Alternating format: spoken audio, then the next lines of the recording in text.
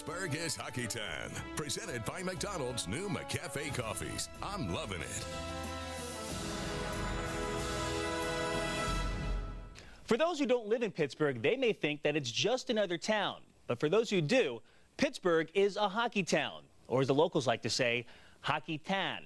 Now, the city first started producing steel in the late 1800s, and while it would be known for that for many years, the sport of hockey was introduced at about the same time, in the same place. It has created a lot of history in the time since, history that began in Oakland. Today, it's a part of the campus at the University of Pittsburgh, but back then, it was the Schenley Park Casino. The casino itself was a very ornate building. It was styled in Spanish Renaissance architecture, Palladian windows, 1,500 incandescent lights inside, gorgeous oak paneling. It was quite the rage. That rage also included a huge ice skating service, something that casino manager James Conant felt was a must before the facility was built. Initially, it was used for recreational skating, though a form of hockey polo was being played. That changed when a group of students from Queen's University in Kingston, Ontario announced they were coming to town in December of that same year. For the Pittsburgh people who'd been playing ice polo, they'd never seen a hockey puck. And the papers wrote all about it the next day, and they loved what they saw out of that game. That created additional buzz at the casino.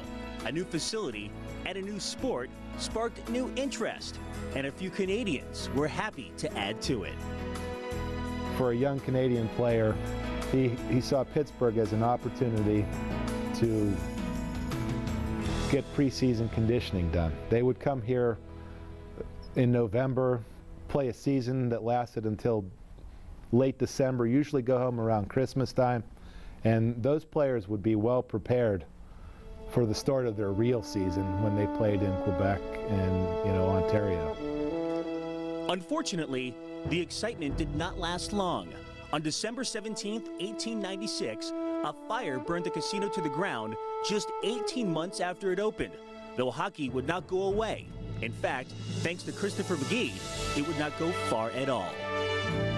It was a multi-purpose facility. They had boxing, bicycle events, rodeos, county fair type activities there, but they also had a large flat surface where they could put an ice facility in, and they did that.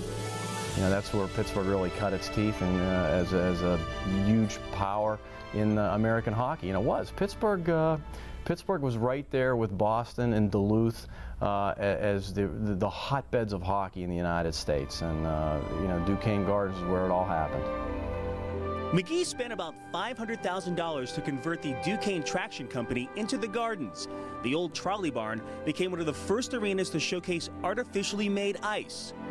Later, it's believed that an early model Zamboni took the surface there, and glass would eventually replace wire above the boards. But it all started in 1899 when the Pittsburgh Athletic Club battled Western University in the first hockey game. And that was followed by another first 2 years later, thanks to former Pittsburgh Keystone, Harry Peel. He admitted that he was paid roughly $35 a week to be a player on the Keystone's team. This set a firestorm across the Ontario hockey clubs and the Quebec teams that one player was actually paid money to play here in Pittsburgh. If you were deemed a professional, or if you had even played against professionals, you were banned from many leagues in Canada, from basically most leagues in Canada at that time. So players who were banned, or who thought they would like to earn some money playing hockey and not just play as an amateur, Pittsburgh was one of the great places for them to go. The Gardens continued to welcome amateurs and later professionals with several teams in several leagues. Now, while it was thought by some that the first professional hockey game was played in Michigan in 1907, it did not seem to affect things in Oakland, at least until 1910. The pros were winning the battle for hockey in Canada, and teams were now, pro teams and pro leagues were now forming in Canada. So the Canadians who had come down had gone to Duluth and St. Paul and to the Upper Peninsula in Michigan to play, or they'd come to Pittsburgh to play. they no longer needed to leave home to draw a salary playing hockey. While professional hockey had cooled in the area, one of America's greatest players would bring excitement to Pittsburgh's third artificial ice surface, the Winter Garden at the Point in 1917.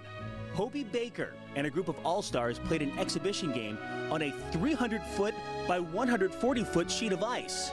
He would not disappoint, producing a hat trick in a 3-2 overtime win, a showing that proved to be more significant after Baker lost his life in a plane crash on December 21st, 1918.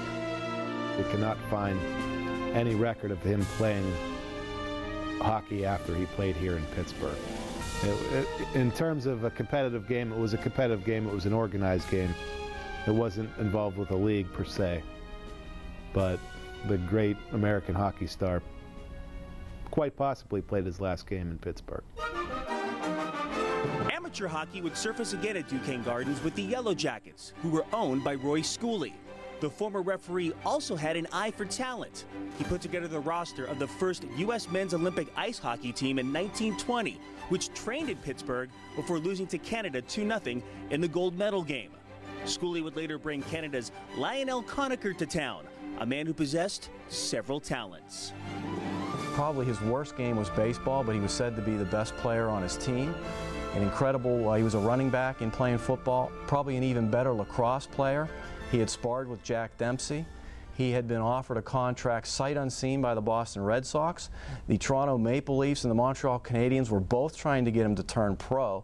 This guy was incredible. The Big Train would lead the Yellow Jackets to back-to-back amateur titles in 1924 and 25, but financial problems forced Schooley to sell the team to James Callahan, who, with the approval of Pirates owner Barney Dreyfuss, changed the team name to the Pirates and moved them to the pro ranks of the National Hockey League.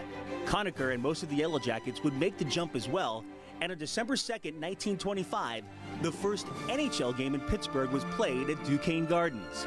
In 1928, the Pirates would be sold again, this time to Benny Leonard, who had a little help when it came to paying the bills. There were many reports at the time, although it really was never substantiated at that point, that the real money behind Benny Leonard was coming from a bootlegger named Bill O'Dwyer. And Bill O'Dwyer was the owner of the New York Americans, of the National Hockey League. So you can imagine that he didn't want the league to know that it was actually his money that was behind Benny Leonard. And actually some of the Quakers later, many years later, said everybody on the team knew that O'Dwyer was really the owner of the club and that Benny Leonard was just the manager. Leonard moved the club to Philadelphia, where they became the Quakers for the 1930 campaign. The Great Depression only magnified the problems the team faced on the ice, and with just 4 wins, the Quakers would cease operations in 1931.